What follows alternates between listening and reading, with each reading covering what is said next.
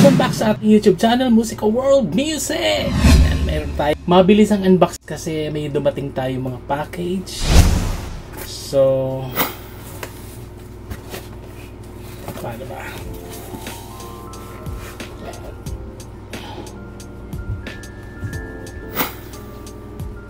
Mayroon pa isa.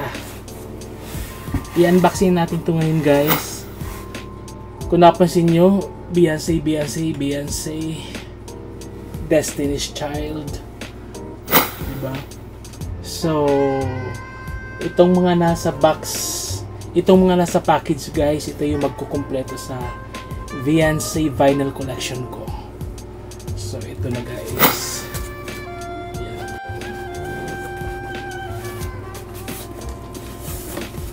Ito pa yung isa.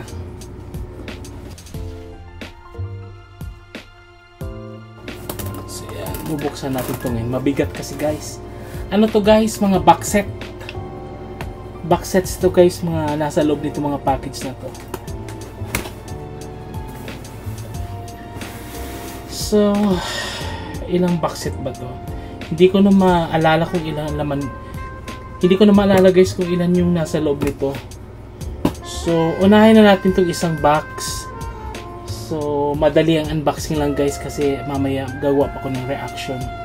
So, yung mga 18, guys, abangan nyo kasi magagawa tayo ng bagong reaction video. So, abang-abang lang, guys. So, ngayon, meantime, ito muna bubuksan natin. Ito.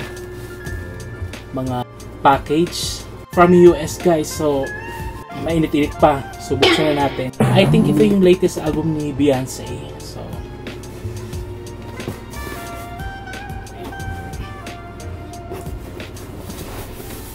sa yung gunting.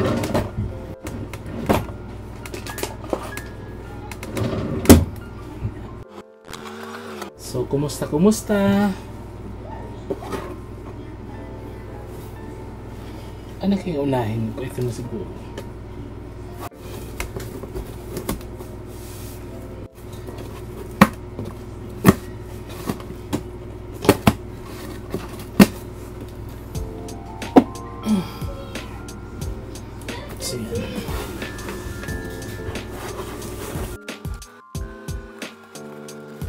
Yan.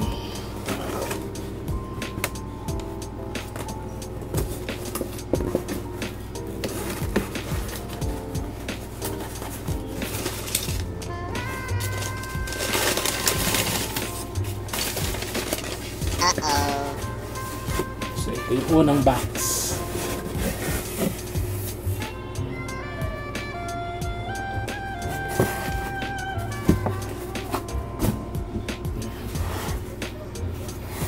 Okay.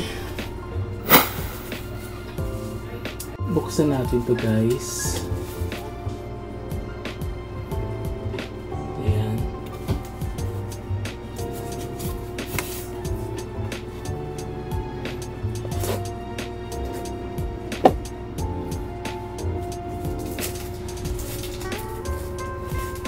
Yeah.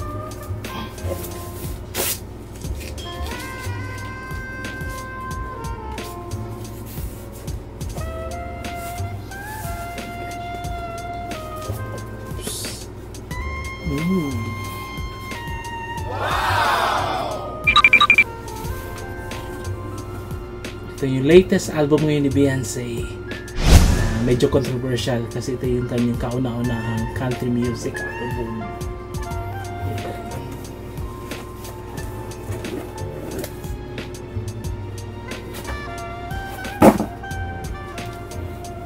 Okay. Yan, guys, nakalagay.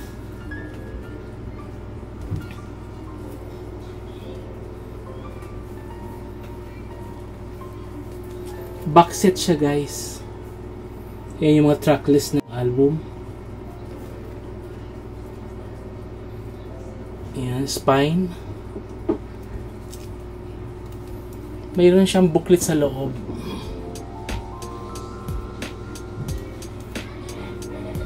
Medyo mabigat siya, guys. So, basahin natin yung promotional sticker. Beyonce Cowboy Carter. Includes 48 photo booklet and then collected poster and double 180 gram vinyl. So may nakalagay pa siya, parental advisory. Ang ganda guys ng cover.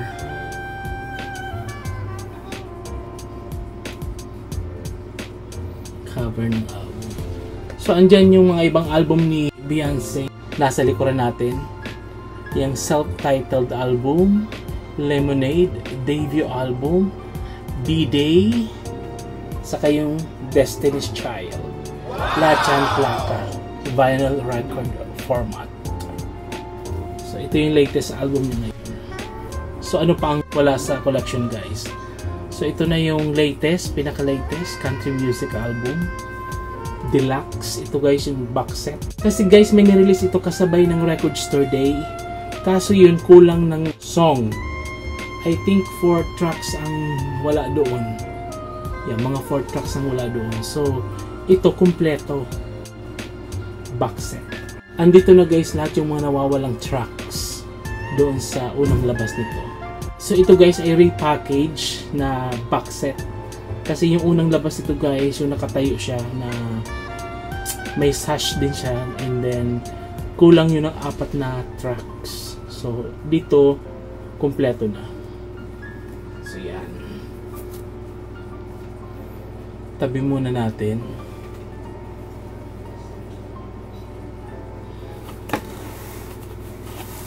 Ito naman, buksan na natin.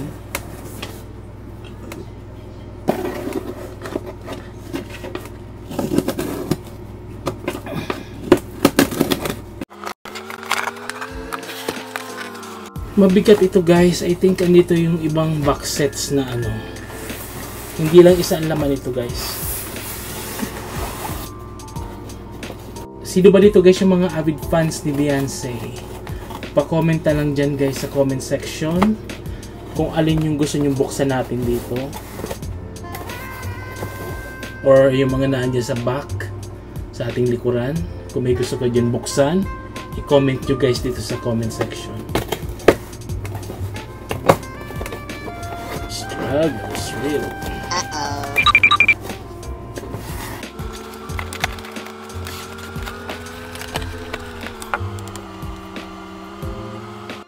Okay.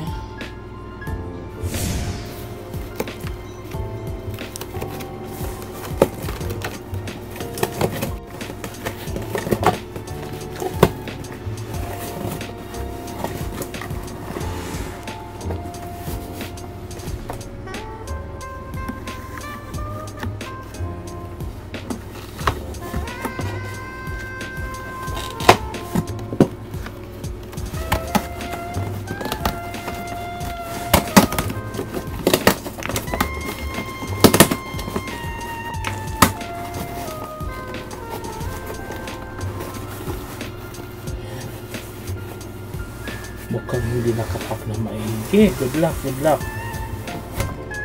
Oh, parang kinakabahan ako guys. Ito ang Amazon minsan talaga hindi mo maintindihan. Minsan maayos yung pagkakapak, minsan naman hindi. Kaya kinakabahan ako, sana walang damage. Baka yupi-yupi.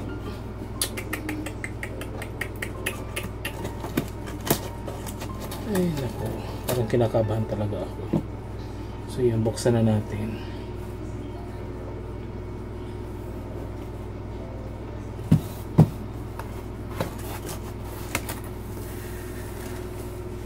Hindi na.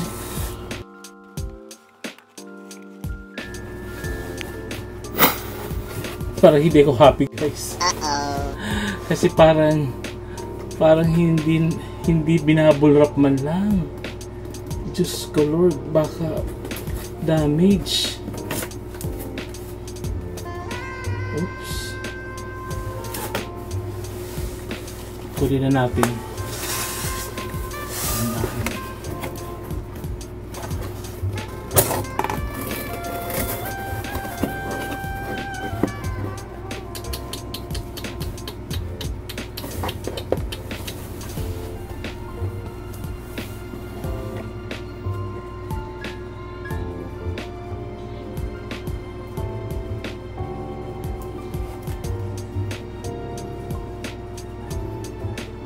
Ay, ewan.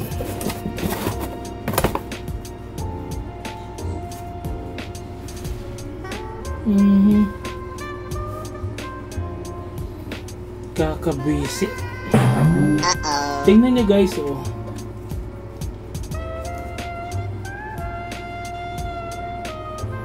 Nagkayupi-yupi yung spine.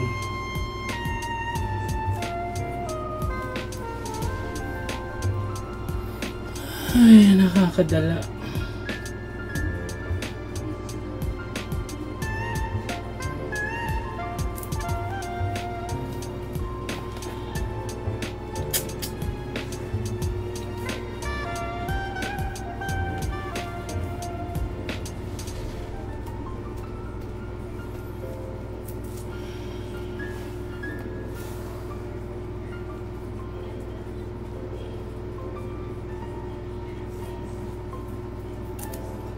So ito guys yung Homecoming album box set.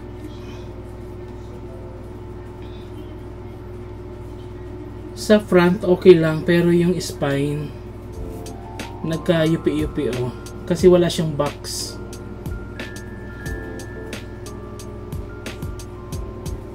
Nag-alog-alog siguro sa loob ng box kaya nagkaganito.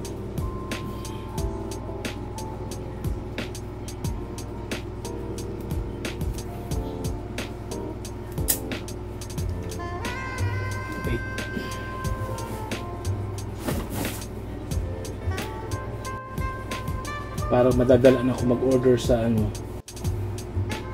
mag-order dito sa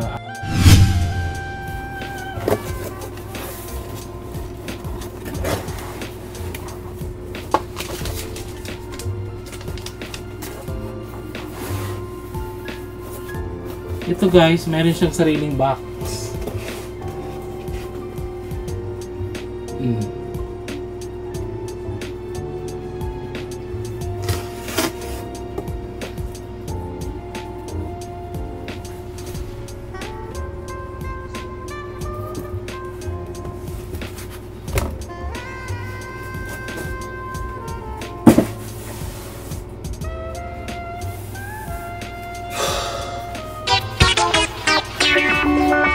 Ako kasi guys, maselan sa collection. Kunting damage lang, nawalan ako ng gana. Ito, ganda ng pagkakapak, oh. Sana nilagay na lang sa ganito, oh. At least may double protection. Nakalabas kasi siya guys, so syempre sa shipping hindi mo talaga maiiwasan kasi aalog-alog yan. So yun, nagkaganon-ganon yun. Pero at least sa front okay naman. Yung spine niya lang parang nalamog. So buksan na natin to. Another box set guys.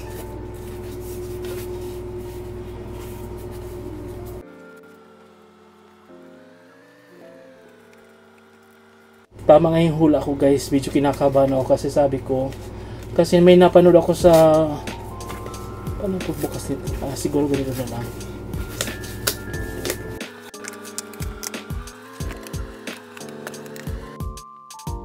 Nakapanood ako sa mga unboxing guys na siniship ng Amazon. Ganyan talaga sila mag-pack.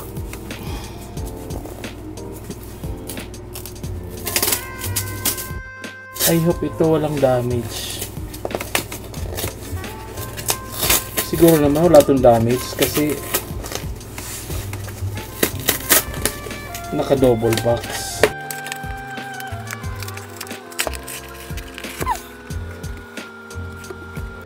Guys, nabuksan na natin.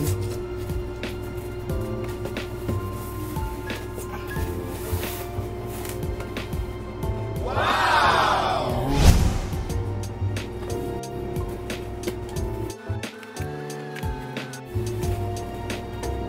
Ito guys yung sinundan ng Cowboy Carter. Ito. Break my soul.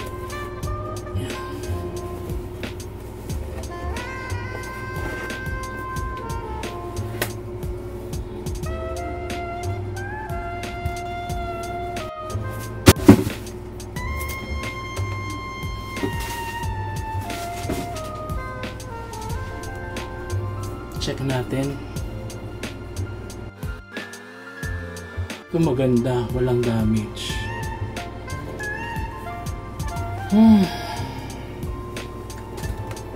Ayan guys yung sticker.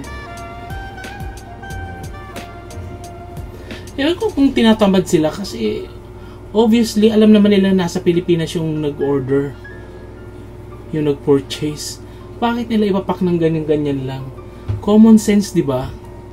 Sana naman lang, since from US, galing to guys sa US, so sana naman lang naisip nila na malayo yung tatahakin ng package bago makarating dito. Kung hindi mo iaayos yung pagkakapak, luray-luray na yung pagdating dito. Kasi iniitsa-itsa to sa shipping. Hindi mo alam paano ito tinarans sa another courier. Kasi pagdating dito sa amin, dito sa Bicol, ipinasa naman to sa Ninja Van. Tama ba? Tapos, syempre, buti lang hindi doon sa isang courier na talagang lamog-lamog talaga pag nag-ship. Ayaw ko ng pangalanan guys. So yun. Nakakadala. Expensive. Pagkatapos hindi ka masasatisfied. Ito okay. Pero yung Homecoming box set, lamog-lamog yung ganito yung spine.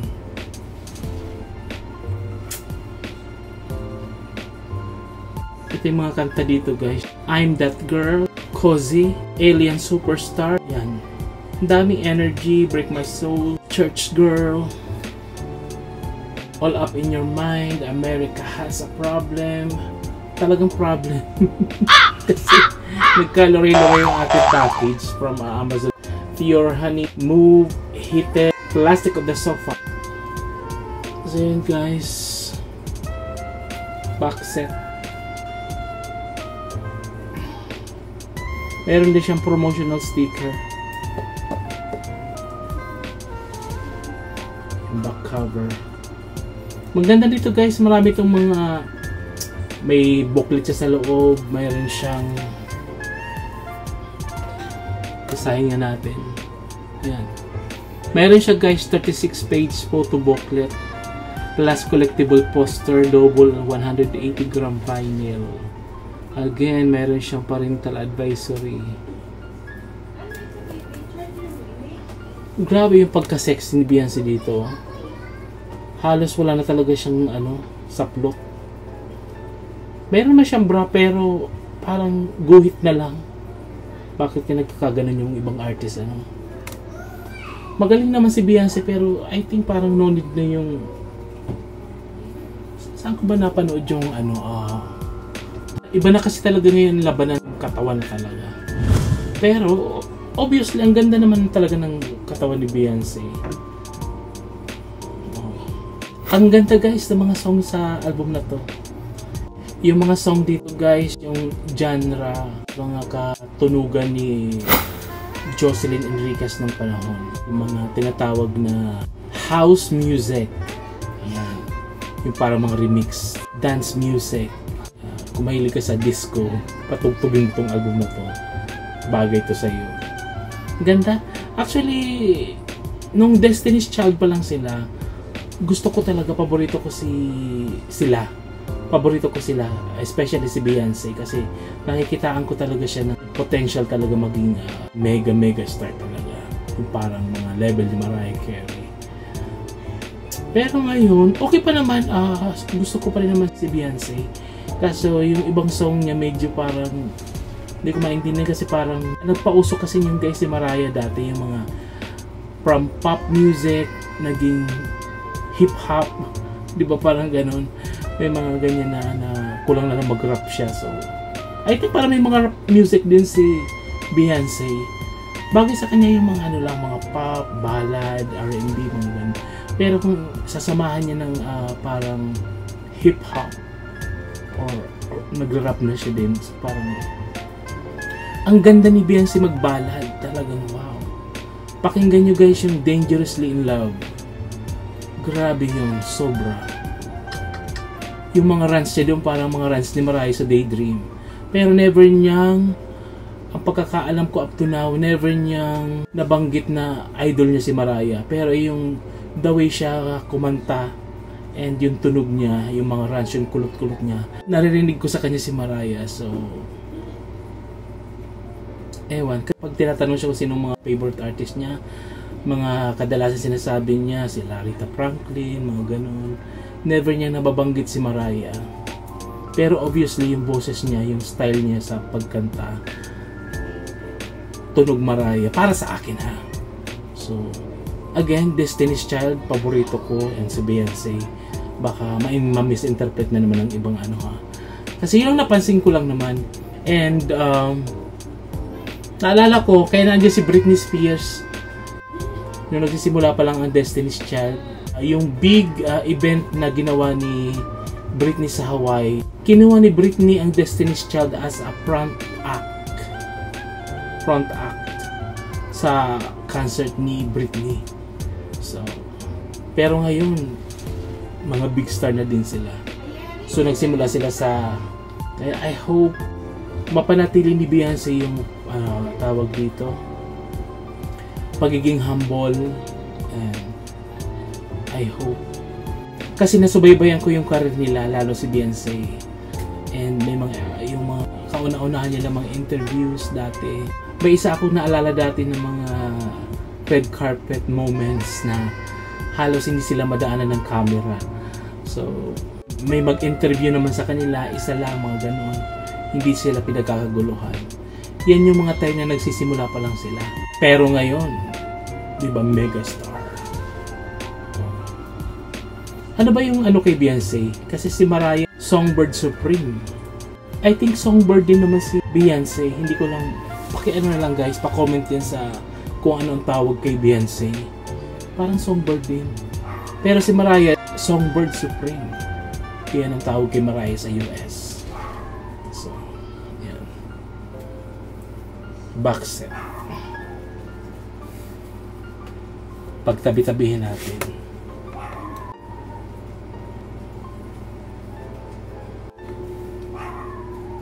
Ang bigat nito oh.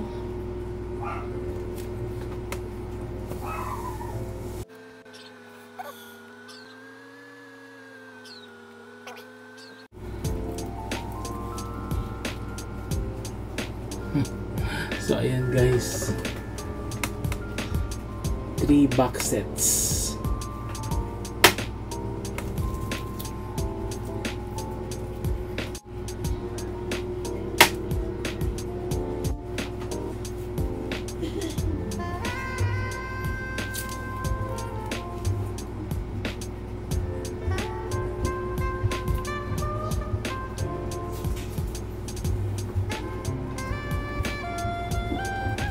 So yan na guys. I-comment nyo guys dyan sa comment section guys kung alin ang gusto nyo buksan natin. Bubuksan natin yan para sa inyo. So yan guys, thank you for watching. Don't forget to like and subscribe. And always be kind. Yan, Beyonce. Songbird. Dito sa atin sa Pinas, meron tayong sarili, Asia Songbird. Si Beyonce naman, Songbird, hindi sa Mariah, Supreme. Songbird Supreme. So ayun guys, thank you for watching. Abigat. God bless us guys.